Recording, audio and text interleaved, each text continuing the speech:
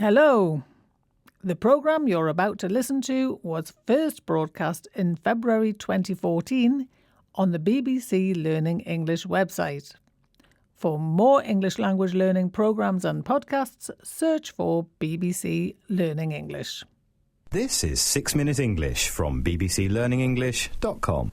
Hello, I'm Rob. Welcome to 6 Minute English. I'm joined today by Finn. Hello, Finn. Hello, Rob. Or should I say, 你好, Rob? Oh, your Chinese is very impressive, Finn. But I wonder how many more Chinese words you know. 1,000, perhaps? 不一定吧，我只会一点点，其实不是很多啦。You're just showing off now, aren't you? Not being able to speak a foreign language is a bit of a British trait or a particular British characteristic. We're not very good at it, although Finn is an exception. He can speak many foreign languages, can't you? Well, not that many. A bit of German, some French, Polish a little, Chinese, of course, Hokkien, a bit of Japanese. I'm impressed. Cute. I'm That's very impressed, Finn. Thank you. Well, now the rest of us Brits are being encouraged to learn at least 1,000 words of another language. We'll talk more about that soon, but before I start learning my new words, how about a question, Finn? Très bien. Do you know which is the second most spoken language in England? Is it A, Polish, B, Urdu, or C, French?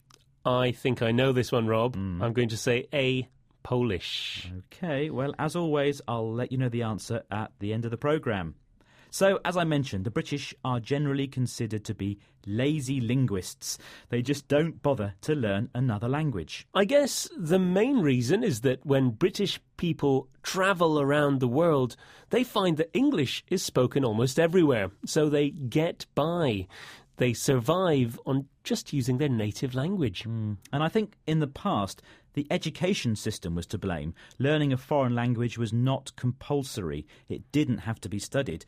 When I went to school, we didn't have to study languages to exam level, so I took the easy option and studied photography instead of French.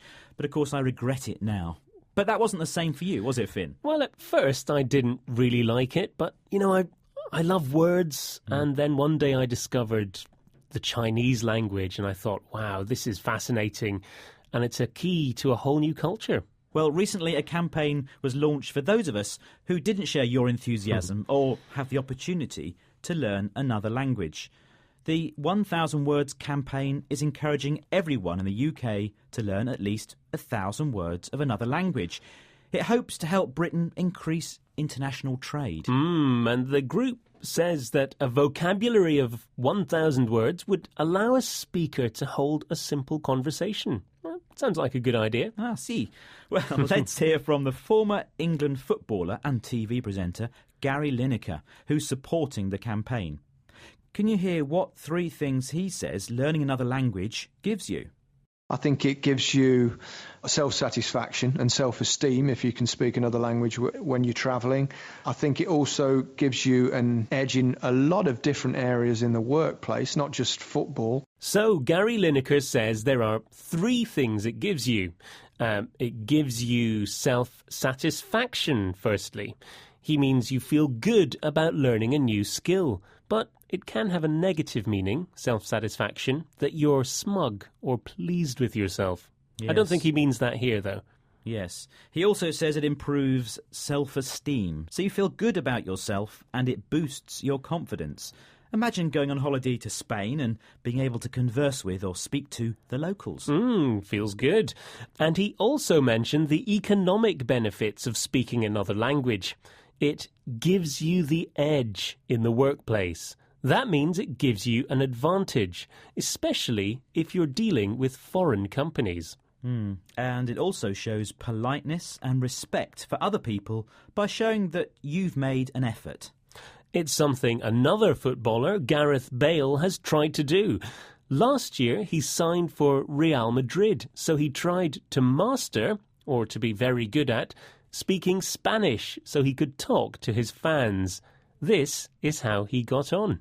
Hola, es un sueño para mí jugar para Real Madrid. Gracias. Muy bien. Impressive. Impressive, yes. I think he was saying it was his dream to play for Real Madrid. Rob, your Spanish is very impressive too there. But for Gareth Bale, speaking Spanish will help him fit in.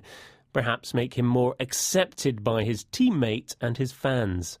But Finn, I have got a dilemma here. Okay. There are so many languages in the world to learn. Which one should I learn first? Maybe you could start with the UK's second most spoken language. That's the question I posed It you is earlier. indeed. What is Britain's second most spoken language? And I said Polish. And of course... Język polski. Yes, of course you're right. According to the 2011 census, it is Polish. The census also found out that over 104 different languages are spoken in the UK. Before we go, could you remind us of some of the English words that we've heard today?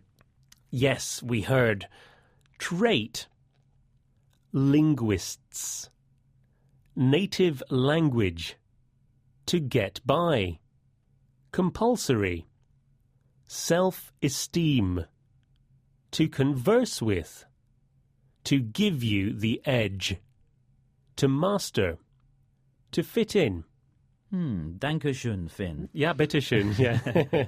OK, well, that's it for this programme. Please join us again soon for 6 Minute English from BBC Learning English. Bye. That was 6 Minute English from bbclearningenglish.com.